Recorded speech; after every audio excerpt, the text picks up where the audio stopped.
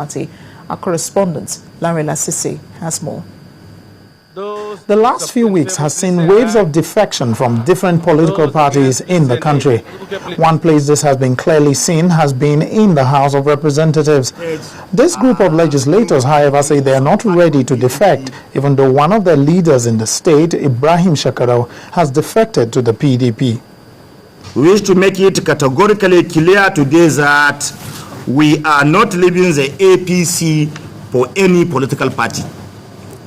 Meanwhile, the All Progressive Grand Alliance caucus in the House has come out to speak against the position taken by the APC to block all executive bills, including the 2014 budget. We declare and deplore current moves to polarize the House and divert it from the broad objectives of making life more meaningful for the generality of Nigerians. The APC, however, appears to be shifting its position slightly.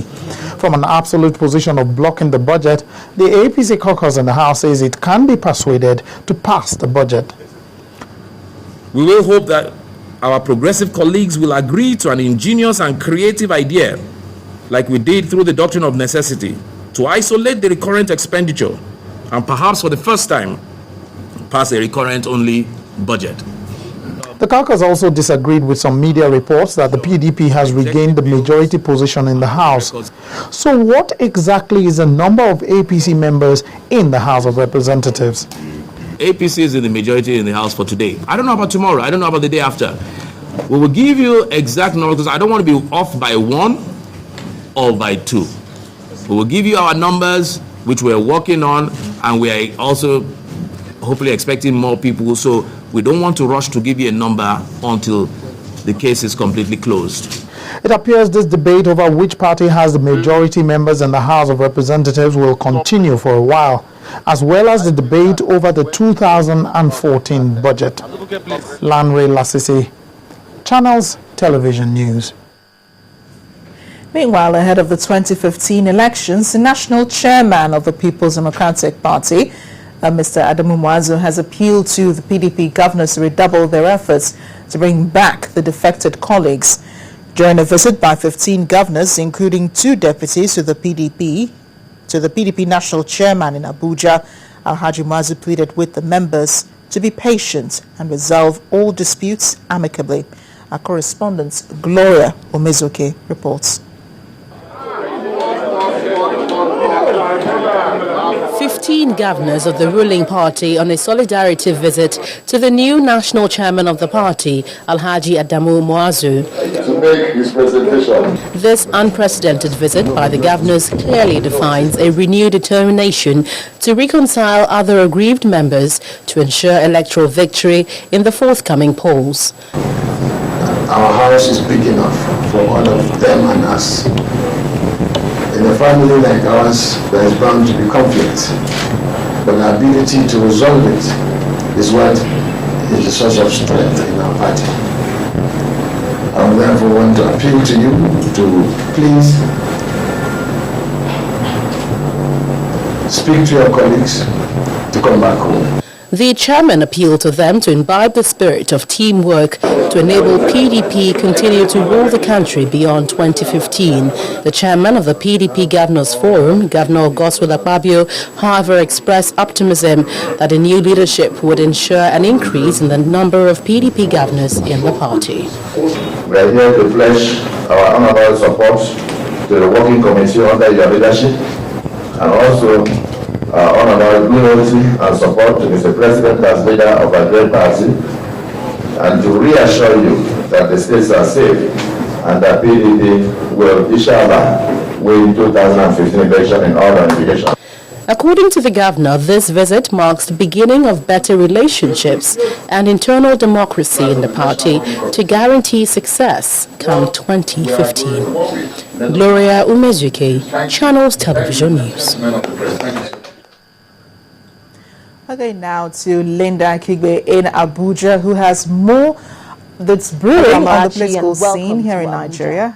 Now, former military President General Ibrahim Babangida has denied writing any letter to President Goodluck Jonathan urging him to be wary of his aides who do not have the guts to tell him the truth. In a press statement, former media aide to General Babangida, Mr. Kasima Febwa, said contrary to the report published in an online medium, Global Village Extra, entitled "Your Aides Are Misleading You," IBB warns Jonathan, the former military president, had at no time directed him to write any such letter. In the statement, Mr. Febwa explained, and I quote, "Let me state without mincing words that I did not issue the said statement that is flying around the social media on behalf of IBB. Let me also declare that General Babangida did not authorize anyone to issue any statement on his behalf, let alone crediting some audio statement to me, Prince Kasima Febwa." End of quote.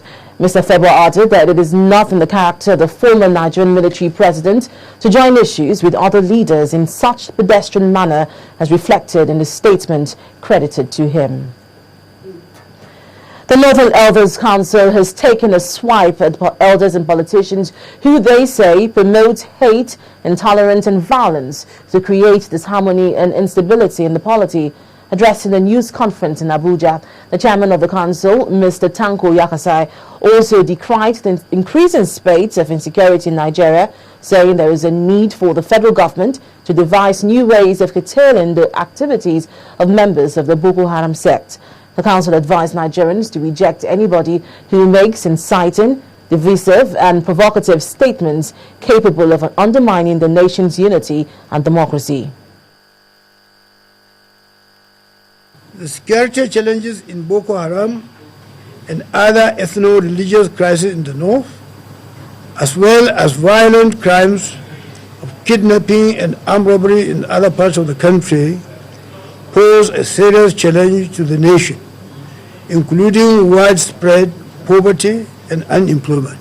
In an effort to find a lasting solution to this national malaise, there have arisen mutual distrust and suspicion, leading to utterances by some people capable of affecting the standing and respectability and unity of the North, in particular in the country in general. The Federal Executive Council has approved the procurement of 44 locally made jeeps for the Shorpy Committee in charge of community services, women and youth employment projects at a cost of 240.2 million naira. The Minister of Labour, Mr. Emeka Nwugu, made this known to journalists at the end of the council meeting today, saying the decision is in line with the federal government's policy to patronize locally manufactured vehicles. The council also approved the draft Nigerian Metallurgical Industry Bill 2014 for passage to the National Assembly. The Minister for Mines and Steel Development, Mr. Musa Sada, says the objective of the bill, amongst others, include regulating the operations of all metallurgical plants in Nigeria. Ahead of the proposed national conference, prominent leaders of the Niger Delta have met in Port Harcourt, the River State capital, to brainstorm on how to present a common front. At the meeting, which was put together by a non-governmental organization, Social Action, participants agreed that the representation at the conference should be done in a way to ensure fairness to all the geopolitical zones. These leaders from across the Niger Delta region converged in Port Harcourt, the River State capital, for the Pan-Niger Delta Region Conference. The main concern, they say, is to generate awareness for the proposed dialogue. But first, there is need for the group to put its house in order, as they believe the proposed dialogue shouldn't just be about talking, but about addressing critical issues. What is the strategic interest of the region within a united Nigeria? Is a South-South president sufficient for our needs? Are a Niger Delta Development Commission and the Ministry of Niger Delta Affairs a complete fulfillment of the objectives of the Niger Delta struggle? Another prominent member of the group, Mr. Ledumite, told the gathering to be prepared to project their identity during the conference, and concludes that the only way the dialogue can make sense to Niger Deltans, and indeed the rest of the country, is for it to be subjected to a referendum. We should distinguish between two sets of rights.